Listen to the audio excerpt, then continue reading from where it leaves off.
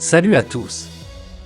Abonne-toi et mate la suite de actualité sur ta chaîne car dans la région de Douanza, une patrouille FAMA sur la route Mondoro-Boni a réagi à une embuscade faisant côté ami 2 morts, 10 blessés, 2 engins endommagés et côté ennemi 22 terroristes neutralisés, des véhicules et divers armements et munitions récupérés. Toujours selon ce communiqué, dans la région de Ségou, l'exploitation des renseignements a permis de cibler les réseaux de renseignements terroristes faisant côté ami un engin légèrement endommagé par un OI et côté ennemi 10 terroristes neutralisés, 8 suspects arrêtés, des équipements récupérés et un otage libéré. En réaction à des tirs de harcèlement au niveau de Moussaouéré sur la route Marcalagnono, les FAMA ont détruit 2 EI, un pont de fortune en bois, 4 interpellés et 4 motos récupérées. Et dans la région de Bandiangara, sur la base des renseignements, des frappes aériennes ont ciblé et incendié un plot logistique terroriste, détruit 4 motos observées dans une forêt à 7 km au nord et de la localité de Baye.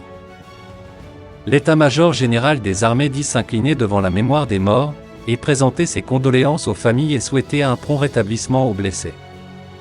Et de rappeler que le respect des droits de l'homme, DH, de même que du droit international humanitaire reste une priorité dans la conduite des opérations. À cet effet, d'énormes efforts de sensibilisation et de formation sur les différents modules ont été consentis, de même que l'ouverture d'enquêtes à chaque fois que des allégations sont portées contre les FAMA. L'état-major des armées appelle à la vigilance contre les nombreuses manœuvres en cours visant à diviser les populations et les communautés au moment où l'union chez les Maliens émerge, a-t-on lancé comme message dans ce communiqué. Or, l'information est des forces armées de Côte d'Ivoire, FACI. Du 15 au 20 mai 2022, en compagnie des forces françaises en Côte d'Ivoire, FFCI, elles seront en activité dans la localité de Yamoussoukro. Cette présence de l'armée sera surtout celle de l'Académie des forces armées, AFA, de Zambakro. Cette école militaire ivoirienne va exécuter son exercice annuel dans la localité de Yamoussoukro et ses environs du 15 au 20 mai 2022. Les militaires ivoiriens auront à leur côté, pour l'occasion, leurs frères d'armes des forces françaises en Côte d'Ivoire, FFCI.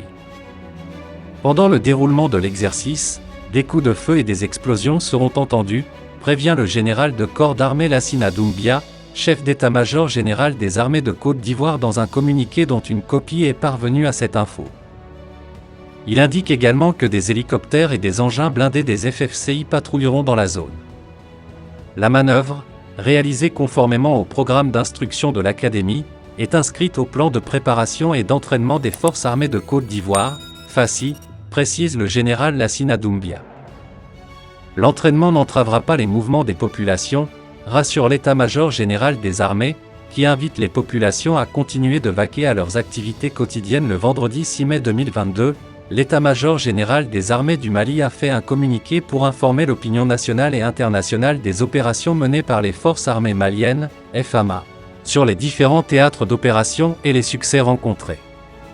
À la lumière de ce communiqué, il ressort que plusieurs terroristes ont été neutralisés au cours des dernières semaines, des équipements récupérés et des terroristes interpellés. Dans ce communiqué, l'état-major des armées indique que les FAMA ont continué la recherche et la destruction des sanctuaires terroristes dans le cadre du plan Maliko et de l'opération Kélétigui. Et selon l'état-major des armées, depuis le dernier communiqué en date du 22 avril 2022, les FAMA ont consolidé les succès tactiques des frappes aériennes et opérations aéroportées.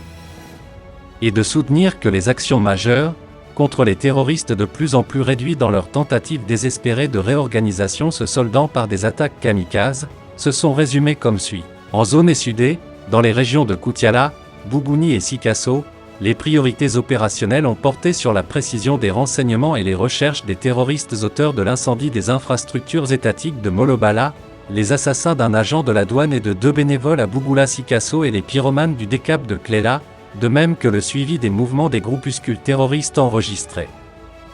On note dans ce communiqué que dans la région de Nara et de Koulikoro, les reconnaissances offensives dans les secteurs de Dalibougou, Kamisara, Borom et Madina Sako et les tirs d'artillerie suivis.